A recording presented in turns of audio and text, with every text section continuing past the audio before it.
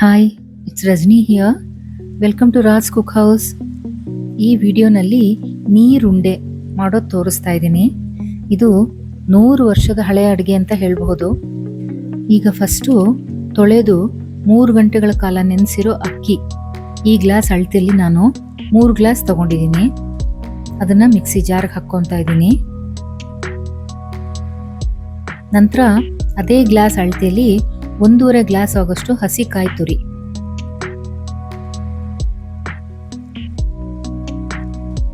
ಹಾಕ್ಬಿಟ್ಟು ನೀರು ಹಾಕಿ, ತುಂಬ ನೀರು ಹಾಕ್ಕೋಬಾರ್ದು, ಸ್ವಲ್ಪ ನೀರು ಹಾಕ್ಕೊಂಡು ನೈಸಾಗಿ ರುಬ್ಕೋಬೇಕು. ನಂತರ ಅದನ್ನ ಬಾಣಲಿಗೆ ಹಾಕ್ಕೊತಾ ಇದ್ದೀನಿ.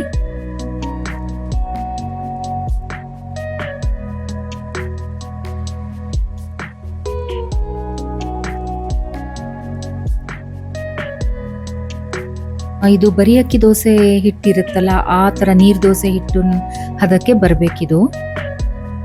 ಈಗ ಇದರಿಂದ ಅರ್ಧ ಭಾಗನ ತೆಗೆದಿಟ್ಕೋಬೇಕಾಗತ್ತೆ ಒಂದು ಪಾತ್ರಕ್ಕೆ, ಗಂಜಿ ಮಾಡ್ಲಿಕ್ಕದು.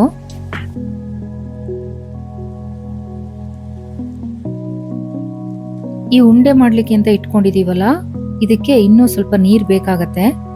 ಸ್ವಲ್ಪ ನೀರು ಹಾಕಿ ಮತ್ತೆ ಸ್ವಲ್ಪ ಉಪ್ಪು ಹಾಕಿ ಈಗ ಒಲೆ ಹಚ್ಚಿ ಇದನ್ನ ಕೈ ಬಿಡದೆ ಮಗ್ಚ್ತಾ ಇರ್ಬೇಕಿದು. ಗಟ್ಟಿ ಆಗ್ತಾ ಬರುತ್ತೆ, ಅದಕ್ಕೇನೆ ತಳ ಅಂಟಬಾರ್ದು, ಅದಕ್ಕೆ ಗಟ್ಟಿ ಆಗದೆ ಇರೋ. ಮತ್ತೆ ಮಧ್ಯದಲ್ಲಿ ಒಂಚೂರು ಏನಾದ್ರೂ ನೀರು ಬೇಕು ಅಂತ ಅನ್ಸಿದ್ರೆ ಹಾಕೋಬಹುದು, ಬಟ್ ಇದು ಕರೆಕ್ಟ್ ಆಗಿದೆ.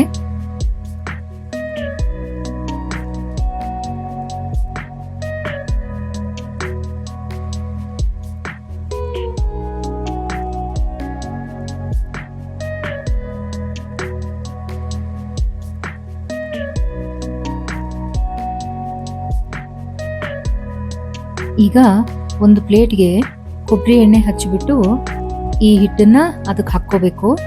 ಸ್ವಲ್ಪ ತಣ್ಣಗಾಗ್ಲಿಕ್ಕೆ ಬಿಡ್ಬೇಕು ಅದನ್ನ.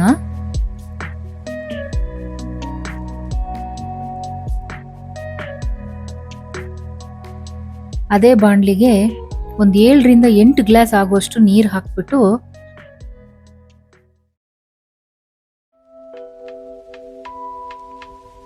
ಸ್ವಲ್ಪ ಉಪ್ಪು, 1 ಸ್ಪೂನ್ ಆಗೋಷ್ಟು ತುಪ್ಪ ಹಾಕಿ ಅದನ್ನ ಕುದಿಲಿಕ್ಕೆ ಬಿಡೋಣ. ಅದು ಕುದಿತಾ ಇರಲಿ. ಅಷ್ಟರಲ್ಲಿ ಈ ಕಡೆ ಇದು ತಣ್ಣಗಾಗ್ಲಿಕ್ಕೆ ಬಿಟ್ಟಿದ್ವಲ್ಲ, ಅದರಿಂದ ಉಂಡೆ ಮಾಡ್ಕೋಬೇಕು.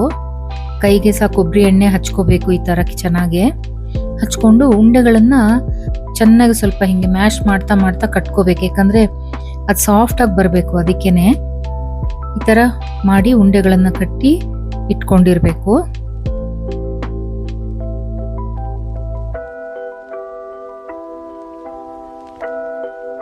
ನಂತರ ಈ ನೀರು ಕುದಿ ಬಂತು ನೋಡಿ, ಸಿಮ್ ಮಾಡ್ಕೊಂಡ್ಬಿಟ್ಟು ತೆಗ್ದಿಟ್ಕೊಂಡಿದ್ವಲ್ಲ ಮೊದಲೇ ಒಂದು ಸ್ವಲ್ಪ ಹಿಟ್ಟನ್ನ, ಆ ಹಿಟ್ಟನ್ನ ಹಾಕ್ಕೋಬೇಕು. ಇದಕ್ಕೆ ಹಾಕ್ಕೊಂಡು ಕಲಿಸ್ತಾ ಇರಬೇಕು. ಬೇಕಾದ್ರೆ ಸ್ವಲ್ಪ ನೀರು ಹಾಕ್ಕೋಬಹುದು, ಇನ್ನು ನೀರು ಸ್ವಲ್ಪ ಗಂಜಿ ನೀರು ಬೇಕು ಅನ್ಸಿದವರಿಗೆ ಹಾಕೊಂಡು ಚೆನ್ನಾಗಿ ಈ ತರ ಸಿಮ್ನಲ್ಲೇ ಇಟ್ಕೊಂಡು ಮಿಕ್ಸ್ ಮಾಡ್ಕೋಬೇಕು.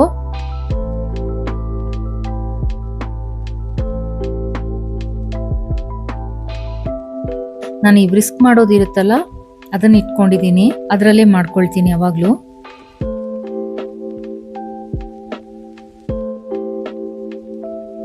ಇದರಲ್ಲಿ ಚೆನ್ನಾಗಿ ಮಿಕ್ಸ್ ಮಾಡಿದ್ರ ಮೇಲೆ ಈ ತರ ಬರ್ಬೇಕು ನೋಡಿ ಕನ್ಸಿಸ್ಟೆನ್ಸಿ. ಬಂದ್ರೆ ಈಗ ನಾವು ಉಂಡೆ ಮಾಡಿ ಇಟ್ಕೊಂಡಿದ್ವಲ್ಲ, ಆ ಉಂಡೆಗಳನ್ನ ಈ ಗಂಜಿಗೆ ಹಾಕೋಬೇಕು.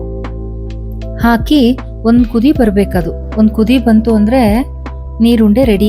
ಕಾಯಿ ಹಾಲು ಗಂಜಿ ತಿಂದಿರೋರ್ಗೆ, ಅಭ್ಯಾಸ ಇರೋರ್ಗೆ ಇದು ತುಂಬಾನೇ ಇಷ್ಟ ಆಗತ್ತೆ. ಇಲ್ದೇ ಇರೋರು ಕೂಡ ಒಂದ್ ಸ್ವಲ್ಪ ಕ್ವಾಂಟಿಟಿಯಲ್ಲಿ ಒಂದ್ಸರಿ ಮಾಡಿ ನೋಡ್ಕೊಳ್ಳಿ, ಚೆನ್ನಾಗಿರುತ್ತೆ ಇದು. ಇದು ನಾನು 8 ಜನಕ್ಕಾಗೋಷ್ಟು ಮಾಡಿರೋದು. Please like, share and subscribe.